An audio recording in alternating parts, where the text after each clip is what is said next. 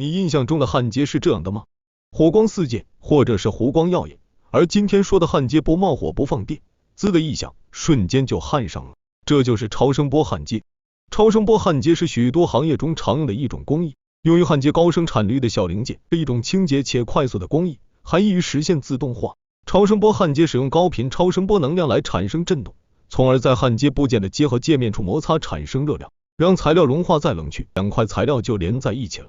超声波焊接主要用于热塑性塑料的焊接，对塑料加工的各个行业，在纺织行业也会使用到超声波焊接，例如口罩，还可以用于金属片材的焊接。超声波焊接是最快的焊接技术之一，通过使用高频振动，也就是超声波，在 0.1 到1秒之间，准确地将两个部件连接在一起。那么，超声波焊接的原理是什么呢？超声波焊接是利用高频振动波传递到两个需焊接的物体表面，在加压的情况下，使两个被焊接物体表面相互摩擦生热而完成融合。当超声波产生每秒几万次的高频振动，通过焊件把超声能量传递到焊接面，就会相互摩擦，从而产生局部高温。由于塑料导热性差，不能及时散热，热量聚集在焊区，致使两个塑料件的接触面迅速融化，加上一定的压力后，使其融合成一体，以达到焊接的目的。超声波焊接的塑料产品可以说是一次性的，如果坏了，你想打开修一下，那么打开后就肯定是装不回去了。